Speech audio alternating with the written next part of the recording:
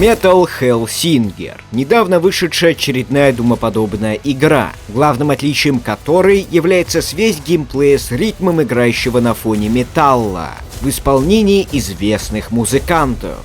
Оружие с разными особенностями, враги с определенной ролью в бою, локации, задающие нам какие-либо трудности, маневренность в качестве рывков и двойных прыжков — все как мы любим и ценим. Игра не то чтобы первооткрыватель. Многое было позаимствовано, конечно же, у последних думов, а также у кое-какого подобного ритм-шутера. Все же сумели ли разработчики не только нанять выдающихся рок-звезд, но и грамотно реализовать весь геймплей в целом и при этом сделать его оригинальным?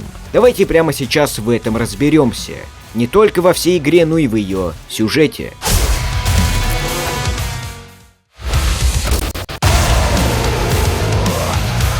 Как уже было сказано, геймплей теснейшим образом зависит от музыки. Без нее практически нереально ориентироваться в бою. Абсолютно каждое ваше нажатие клавиш, за исключением кнопок движения, прыжка и выбора оружия, должно попадать в такт, играющий на уровне композиции. Чем скоростнее ритм музыки, тем скоростнее течет сама игра. И, соответственно, вы должны быстрее играть, дабы получать больше очков и в полной мере наслаждаться тяжелым металлом, вместе с его вокальным сопровождением. Все саундтреки, играющие на уровнях Metal Hellsinger, обладают несколькими вариациями, что основываются на вашем множителе. Больше множитель значит больше наносимого урона и получаемых очков. И самое главное, музыка звучит более полноценно. Если множитель достигает максимального значения, то в таком случае, кроме инструментов, слышится непосредственно сам текст песни. Это замечательный стимул выкладываться игроку на все 100. Кто не будет желать слышать эти великолепные, запоминающиеся произведения?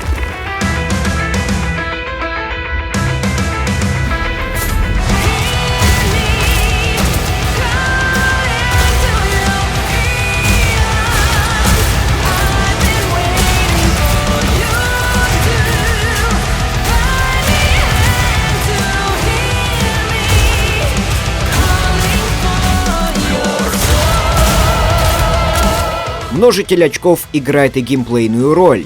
Он повышается при попадании по целям, когда вы выстреливаете в ритм. Делая это чисто и без запинок, множитель будет стремительно расти, наделяя вас скоростью передвижения и большим уроном. Также помогает его повышению несколько позиций. Убийство в такт, убийство монстров в головы, вырванные из дума зверские убийства с выпадением здоровья, массовые убийства и список комбо, задающие конкретную последовательность действий.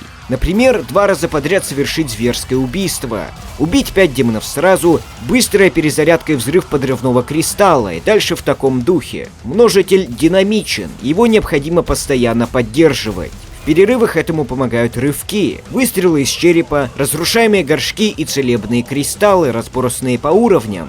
В бою же проявляются быстрые перезарядки и прямое взаимодействие с врагами. Когда вы набиваете серию попаданий в бит, вам открываются особые способности для добычи очков, которые даются по ходу прохождения областей ада, наподобие быстрой зарядки суператаки оружия с 14 попаданий и взрывов после глори-киллов, начиная с 30. Стоит учесть, что получаемый игроком урон будет отрицательно воздействовать на его статистику. Серия попаданий сбросится, а множитель уменьшится, поэтому игрок должен быть стараться неуязвимым. Весь металл Metal Hellsinger бьет прямо в душу. И наверняка понравится в том числе и неярым фанатам подобного жанра. Звучит гигаэнергично, его бит схватывается сразу, и не нужно всю дорогу наблюдать за индикаторами на экране.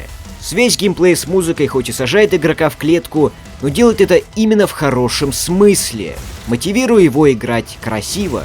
Система очков в том числе сделана с умом. Всякая геймплейная хитрость обретает смысл, ведь главная цель игрока кроется не в обычном пробеге уровня, а в том, чтобы как можно чаще попадать в такт, творить различные приемы, комбо, ради места в рейтинге игры и как раз таки ради полноценного звучания композиций.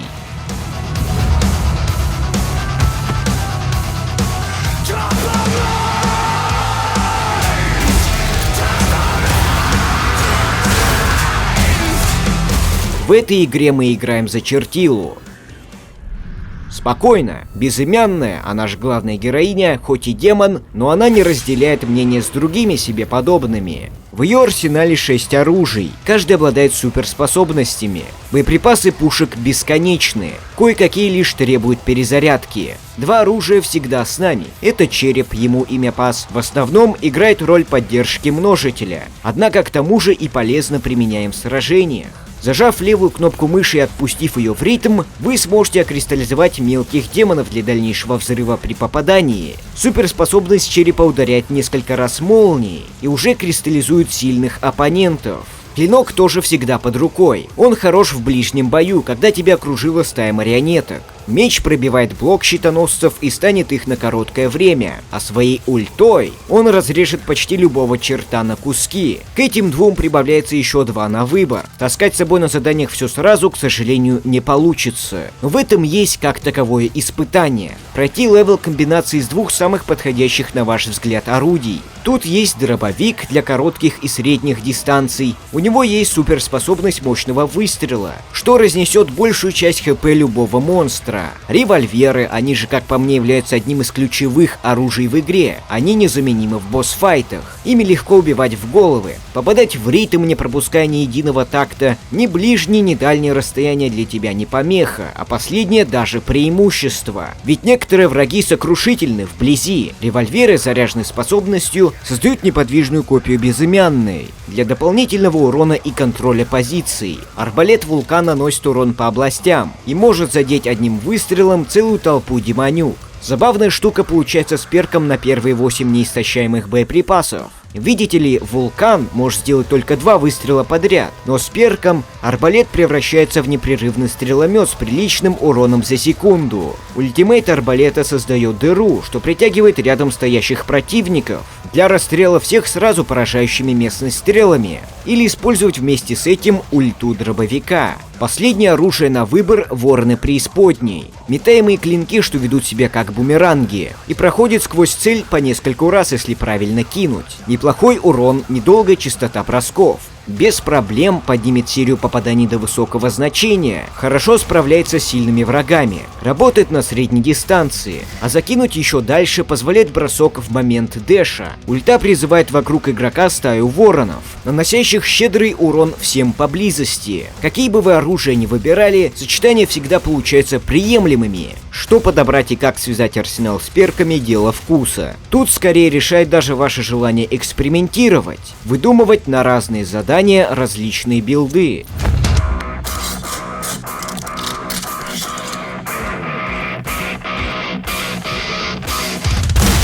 По поводу смены оружия.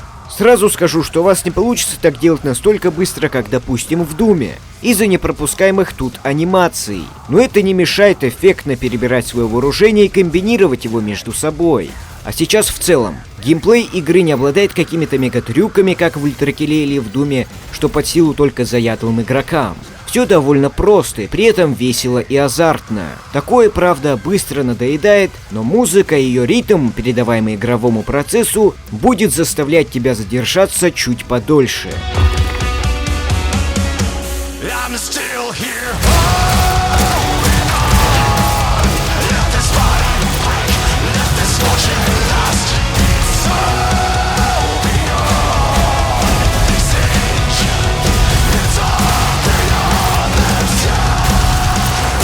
Маневренность. Она пусть и состоит из двойного прыжка и рывков, но все равно есть, что про нее сказать. Во-первых, для прыжков не нужно попадать в ритм, и у тебя не возникают трудностей с уворотами, с преодолеванием препятствий или с перемещением по многоэтажным уровням. Дэши тоже могут не угождать индикаторам, несмотря на то, что они также способствуют увеличению ярости. Совершать прыжки можно 2 раза, не касаясь земли, а рывки — 1. Рывки здесь отличаются от остальных. Пока в Думе это бросок только по горизонтали, в Metal Hellsinger рывок идет туда, куда направлена камера, будь это перед, вверх или низ. Еще, кстати, арбалет может подкидывать безымянную при выстреле под себя в полете. Вот только буст для быстрого перелета с одного конца карты на другой не завезли. Вместо этого тут есть Dash Jump, совмещение клавиш рывка с прыжком. Так вы стремительно полетите в одну из сторон. Дэш-джампы здесь основа боя без многочисленной потери ХП, и пользоваться ими нужно регулярно. Это пригодится, чтобы уверенно не попасть под огонь.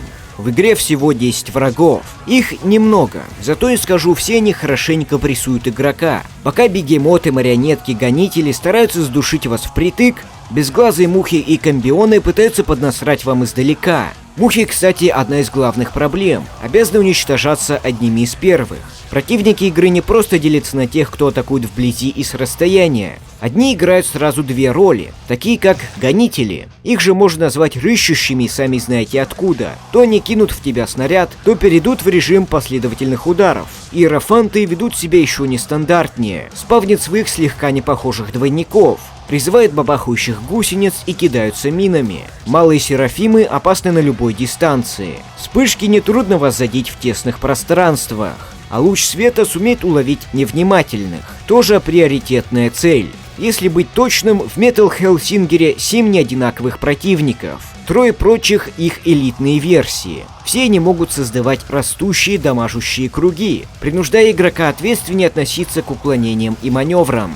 Комбионы щитом требуют, чтобы вы смогли обойти их непробиваемую защиту и постарались нанести им урон с открытых сторон. Осадные бегемоты и гонители-опустошители еще жестче вредят игроку своими дополнительными способностями и живучестью, в частности на максимальной сложности. Сложности меняют самих врагов, их объем здоровья, скорость, меткость или увеличивают количество соперников на аренах. Нет такого демона или ангела, которого нельзя зверски убить. Достать до оглушенной цели возможно даже с приличной длины. Анимации добивания мгновенные и делают вас неуязвимыми на секунду, что можно использовать для тактической передышки в сражении. В общем, зверские убийства – жизненно важная механика для поддержки своего здоровья. Игрок всегда способен добывать свое ХП. Монстры вводятся в стан после четкого количества попаданий. И если выучить их, то проигрыш нечасто будет настигать главную героиню.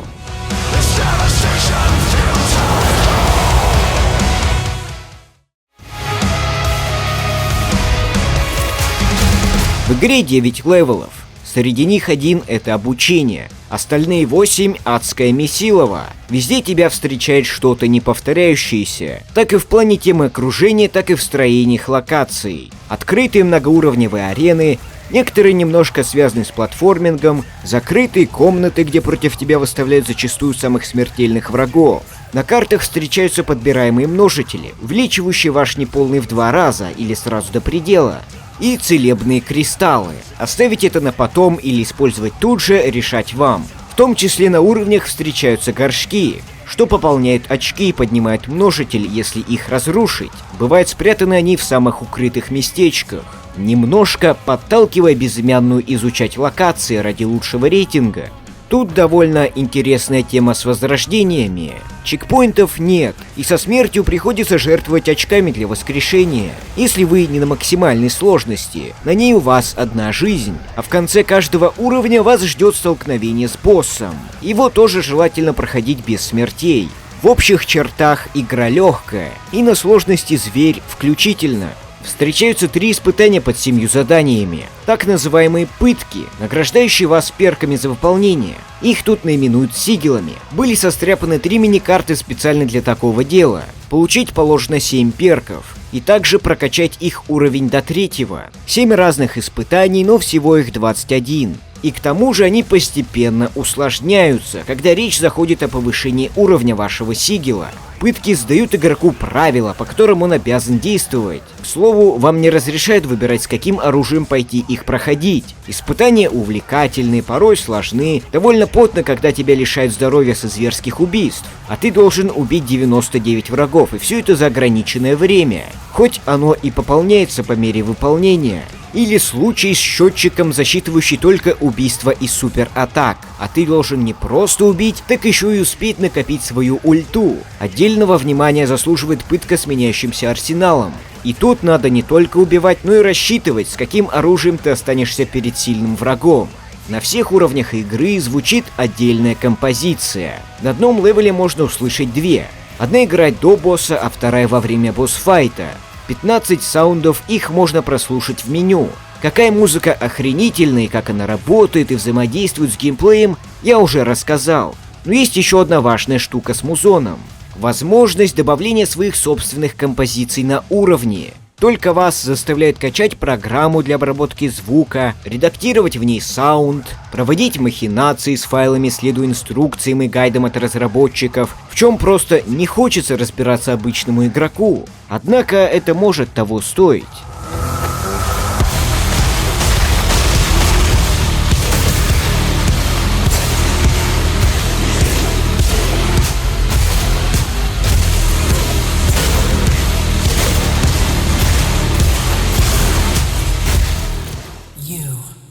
I know you, unknown.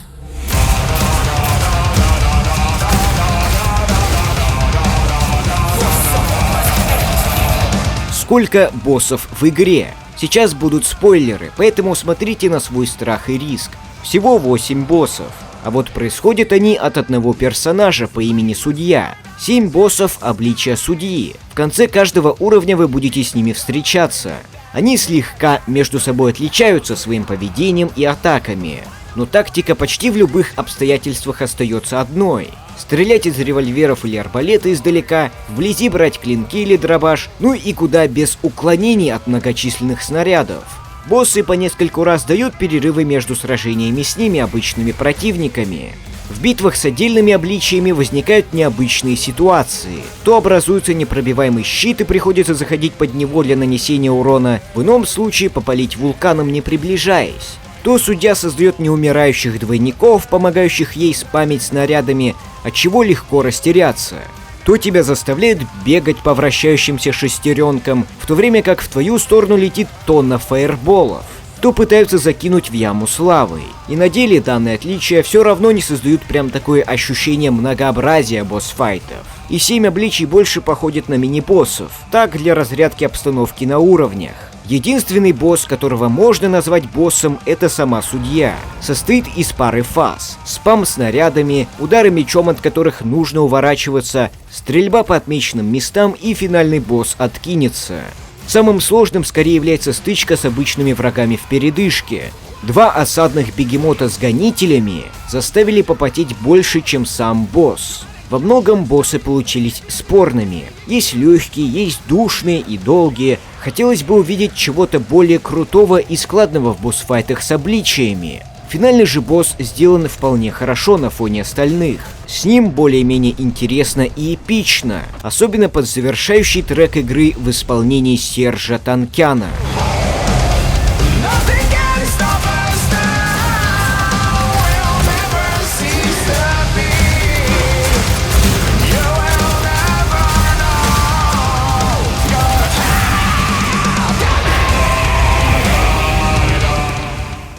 Define me a second time, unknown. That is unwise, and it will be unto... Дошли мы и до сюжета. Начнем с небольшого пояснения. Что представляет из себя ад в этой игре? Он состоит из 8 областей, большинство из которых места для определенного наказания грешников. 7 областей ада охранялись архидьяволами, до того, как они чем-то не угодили судье, главный на районе в аду. Всех архидьяволов после этого покрошили на кусочки и разбросали по аду. Однако умерли они не до конца, и их неугаснувшая ненависть питала сигилы. Так объясняется с сюжетной точки зрения испытания игры. Без архидьяволов охранять ад было некому, и судья доверила только себе эту ответственную задачу, создав обличие, как отражение ее граней могущественной силы, что сторожили 7 областей. Сама судья восседала на троне в Шеоле, месте в аду, представляющем из себя барьер, отделяющий рай и ад. Всю историю нам будет рассказывать череп по имени Пас. Кто он такой, мы узнаем в дальнейшем. На юге небес жила особенная душа. Появилась она там, словно мелодия, мелькнувшая в голове. С какой целью и почему, никому не известно. Она была не такой, как все остальные демоны, и прозвали ее Безымянной. Как говорит Пас, в аду отбирают самое тебе дорогое. У Безымянной отняли голос. Она больше не могла петь. Все, что она хотела, это вернуть его любыми способами. Поэтому судья запирает ее под замок неразрушимой магией, чтобы рогатая не устраивала проблем. Ярость и безумие Безымянной росли. Пусть она не могла вернуть самостоятельно свой голос, не значило, что этого у нее не получится. Однажды Пас отозвал Безымянную. Любовь с первого взгляда. Сам рассказчик говорит, что им не нужны были слова, они прекрасно понимали друг друга и без них. Вместе они становятся единым целым. И с помощью магии Паза Безымянная смогла наконец покинуть свое заточение и отправиться за голосом.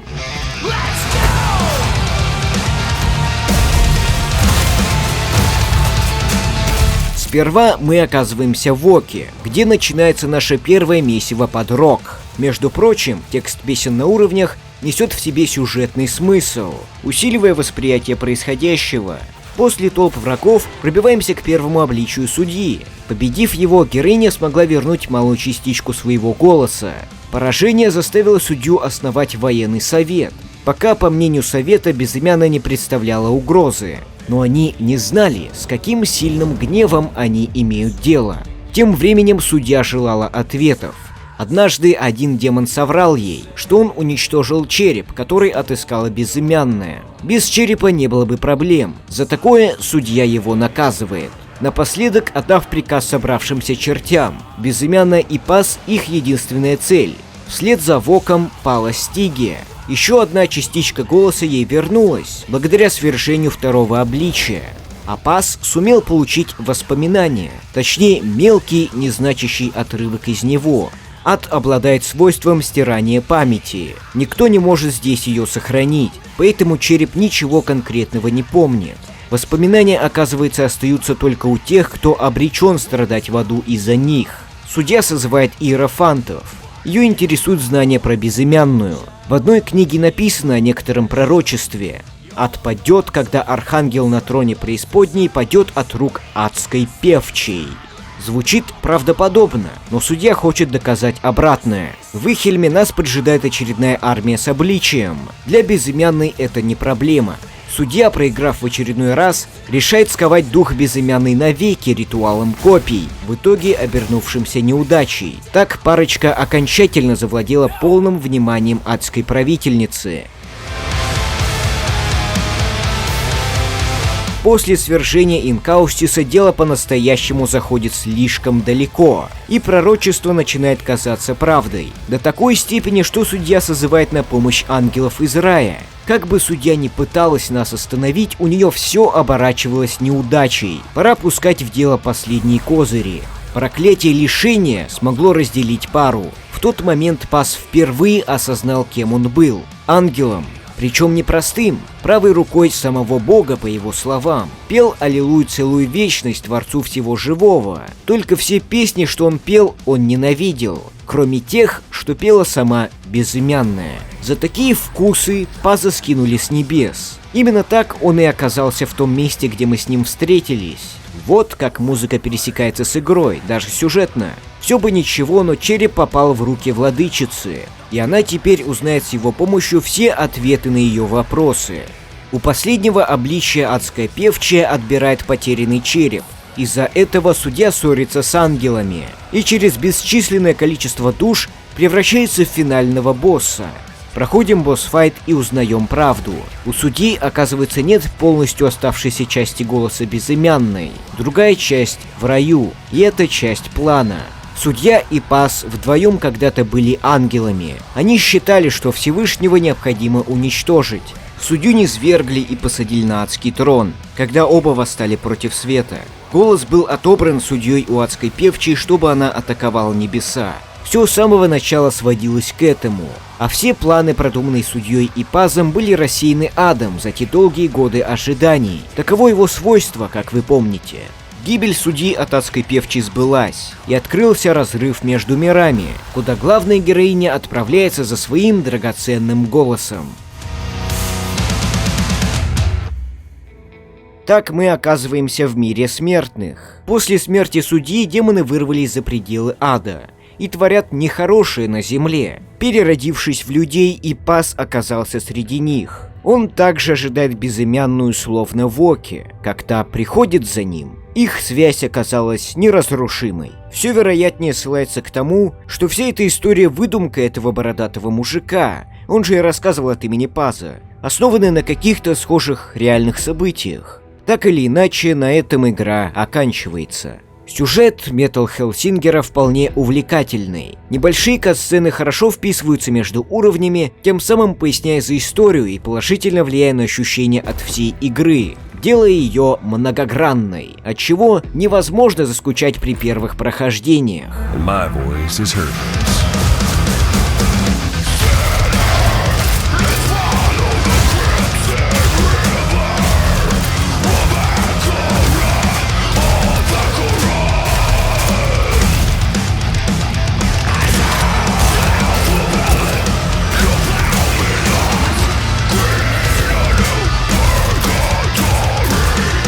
Metal Hellsinger — великолепная игра. Ее отзывы очень хороши. Мне есть мелкие претензии к боссам и геймплею, тем не менее игра в общем получилась свежей и не похожей на другие, хотя она разрабатывалась, грубо говоря, по шаблонам. Шедевральные композиции, задорный геймплей, реалистичная графика сделаны замечательно. Можно сказать, продукт стоит своих денег. Без сомнения рекомендую каждому его опробовать. Всем, кому эта игра зашла, я предлагаю поделиться вашим рейтингом по Metal Hellsinger в моем Discord-сервере. За такое вы получите особенную роль и мое признание. А всем, кому понравился этот ролик, подписаться на канал и зайти в группу ВКонтакте, чтобы не обойти стороной другие обзоры на четкие и скилловые игры. Всем удачи!